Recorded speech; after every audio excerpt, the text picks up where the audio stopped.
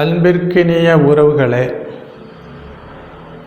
எல்லா வளங்களும் நலமும் பெற்று வாழ்க, வளர்க, வெல்க, ஓங்குக என்று வாழ்த்தி வணங்குகிறேன்.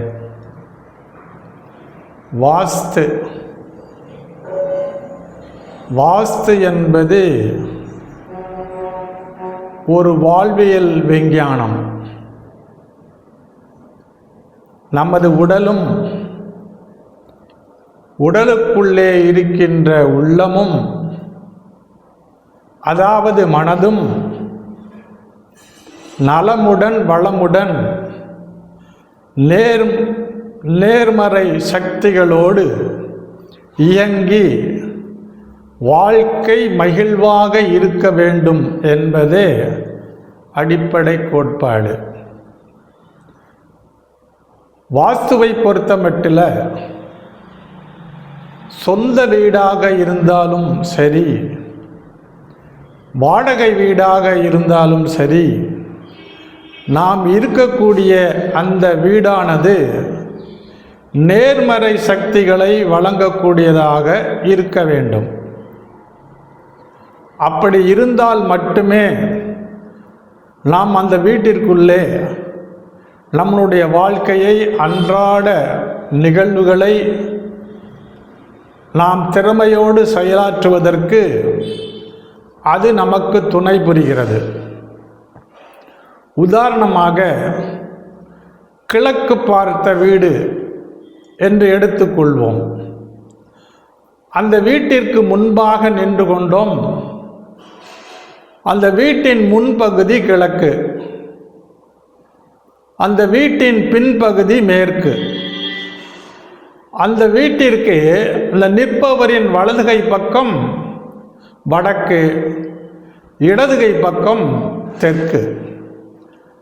அப்போ கிழக்கு, மேற்கு, வடக்கு, தெற்கு, இந்த 4 திசைகளும். அதைத் தொடர்ந்து கிழக்கும் தெற்கும் சந்திக்கக்கூடிய இடம் தென்கிழக்கு என்றும்,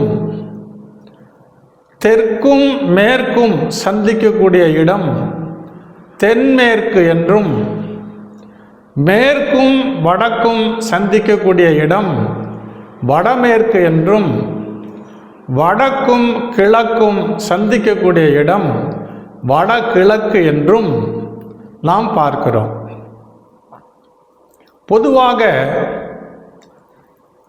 ஒரு வீடானது அந்த வீட்டிற்கு உள்ளே சூரிய வெளிச்சமும் காற்றும் வீட்டிற்குள்ளே வந்து வெளியிலே செல்ல வேண்டும்.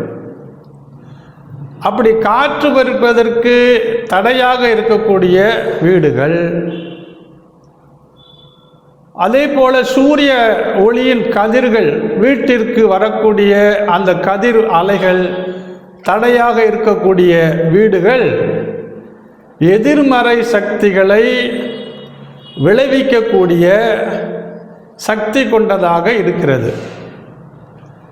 ஆகவே சூரிய வெளிச்சமும் காற்றும் வீட்டிற்குள்ளே வந்து வெளியே சென்றால் அந்த வீடானது மகிழ்ச்சிகரமான ஒரு வீடாக, நேர்மறை சக்திகளை கொண்ட ஒரு வீடாக இருக்கிறது.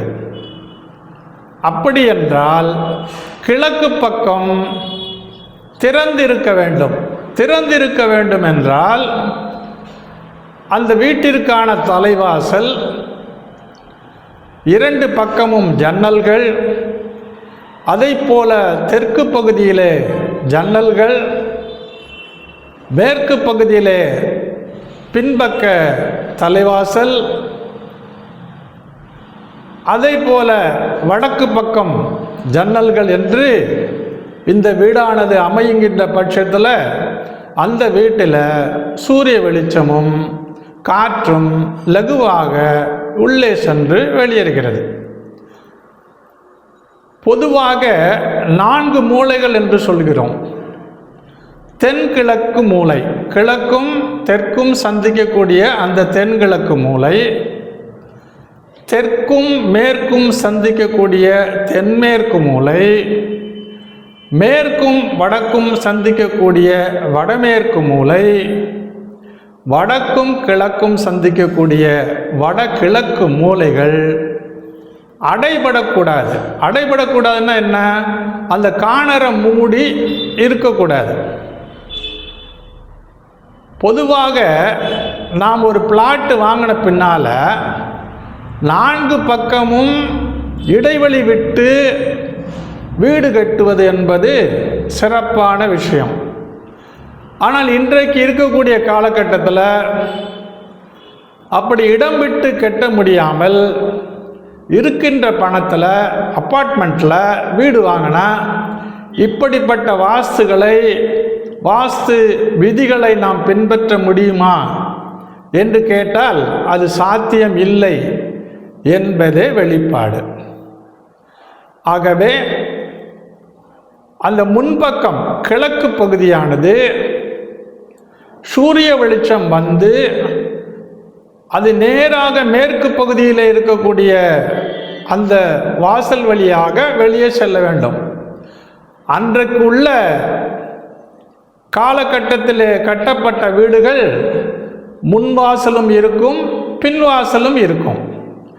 ஆனால் இன்றைக்கு நாம் கொஞ்சம் கூட இடம் கொடுக்காமல், நாம் வாங்கிய இடத்துல கொஞ்சம் இடத்த கூட விட்டு கொடுக்காமல் முழுமையாக நாம் வீடு கட்டுவதால் நமக்கு வரக்கூடிய அந்த வெளிச்சமும் காற்றும் நமக்கு தடைபடுகின்ற காரணத்தினால நாம் வீட்டிற்குள் நுழையும் பொழுது நமக்கு எதிர்மறை சிந்தனைகள், அதாவது கோபமும் எரிச்சலும், அதை தொடர்ந்து ஒரு சோர்வும் ஏற்படுகிறது. அப்போ வீடு எப்படி இருக்கணும்? கிழக்கு பக்கத்தில் நம்ம நுழைகிறோம். பாசிட்டிவ் எனர்ஜி, நெகட்டிவ் எனர்ஜி என்று நாம் சொல்லுகிறோம். பாசிட்டிவ் எனர்ஜி என்பது நேர்மறை சக்தி, நெகட்டிவ் எனர்ஜி என்பது எதிர்மறை சக்தி. இப்போ பாசிட்டிவ் எனர்ஜி எங்கெல்லாம் வரும் அப்படின்னு பார்த்தா வடகிழக்கு மூலை.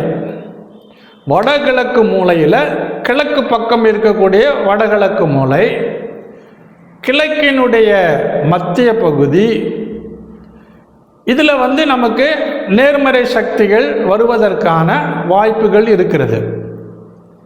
அதே போல தெற்கு பகுதியை நீங்கள் எடுத்துக்கொண்டால் தெற்கும் கிழக்கும் சந்திக்கக்கூடிய தெற்கு பகுதியில் இருக்கக்கூடிய தென்கிழக்கு பகுதி, தெற்கு பகுதியில் இருக்கக்கூடிய தென்கிழக்கு பகுதியும்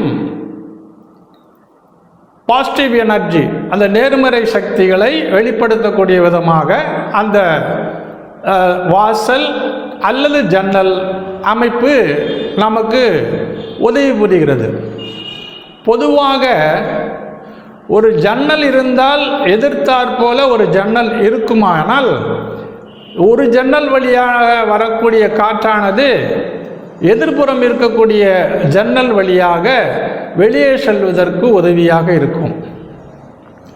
அதை போல மேற்கு பகுதியை எடுத்துக்கொண்டால் வடமேற்கு, அதாவது மேற்கு பகுதியில் இருக்கக்கூடிய வடமேற்கு பகுதியும் பாசிட்டிவ் எனர்ஜி, நேர்மறை சக்திகளை வழங்கக்கூடிய விதமாக அமைந்திருக்கிறது. ஆகவே நம்ம கட்டடத்தில் எது நேர்மறை சக்தி, எது எதிர்மறை சக்தி என்பதை நாம் தெரிந்து கொண்டு அதற்கு தகுந்தாற் போல நாம் தலைவாசல் வைப்பதும் ஜன்னல்கள் வைப்பதும் நமக்கு அந்த வீட்டில் சுபிட்சமாக, சுகமாக, மகிழ்வாக, உற்சாகமாக வாழ்வதற்கு இந்த வாழ்வியல் நமக்கு உதவி செய்கிறது. மீண்டும் நாம் சந்திப்போம். நன்றி, வணக்கம்.